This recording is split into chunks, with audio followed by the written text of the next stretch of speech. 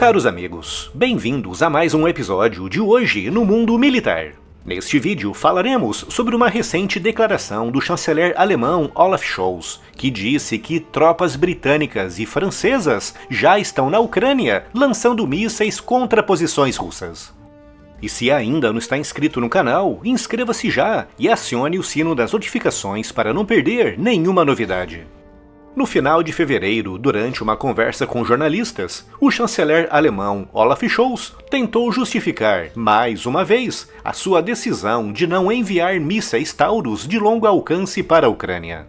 O Taurus é um míssil de cruzeiro com alcance de mais de 500 km e, por isso, perfeitamente capaz de atingir Moscou, mesmo se lançado de dentro do território ucraniano. Com o chanceler Scholz explicando para os jornalistas que, justamente por esse motivo, ele não se sente confortável em enviar o Taurus para a Ucrânia. Mas Scholz acrescentou um ponto extra, dizendo que se autorizar o envio do Taurus, terá de enviar também militares alemães para operá-lo, tal como o Reino Unido e a França fazem nesse exato momento, conforme dito por Olaf Scholz.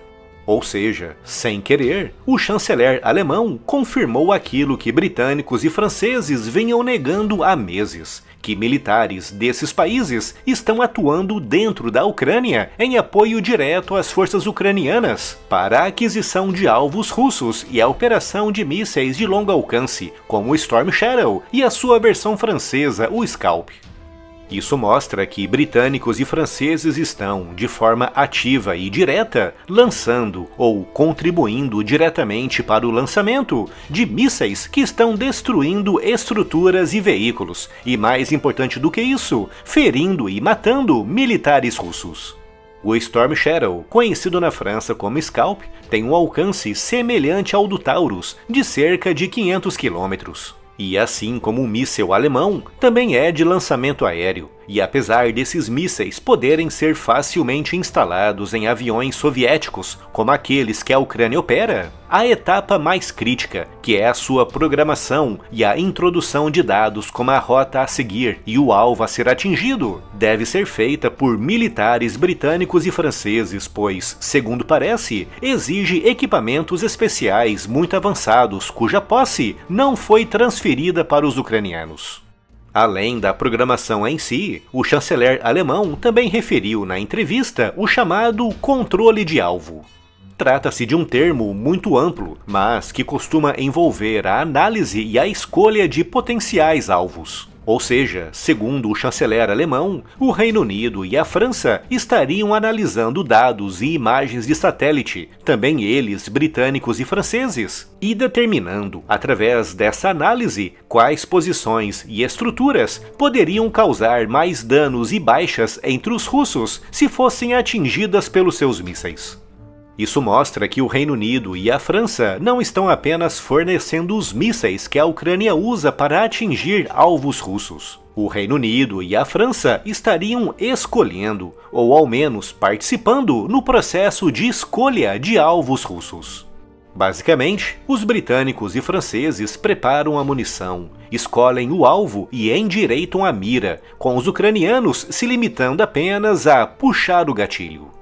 É importante deixar claro que isso tudo é apenas uma inferência, uma dedução tirada das declarações vagas do chanceler Olaf Scholz. Mas, se for isso mesmo, serve para desmentir as declarações dadas até agora pelo Reino Unido e a França, que insistem em afirmar que todo o processo de aquisição de alvos e preparação dos mísseis estão inteiramente em mãos ucranianas.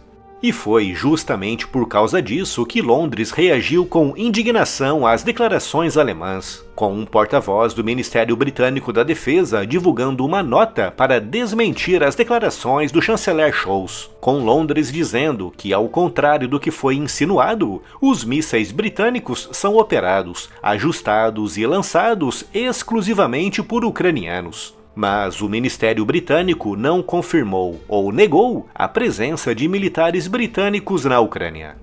Já os franceses reagiram de forma muito mais branda, talvez pelo fato de Emmanuel Macron ter dito recentemente que o envio de militares da aliança para a Ucrânia é uma medida que não pode ser descartada no futuro.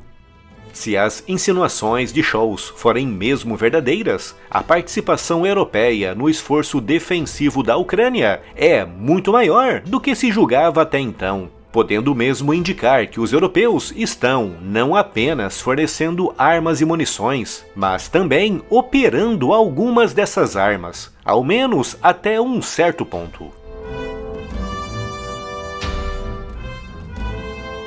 Siga as notícias e as novidades do mundo militar também no Spotify. Conteúdos novos em formato podcast todos os dias. Siga-nos por lá e leve o conteúdo do canal para onde você for. É só clicar no link que está aqui na descrição.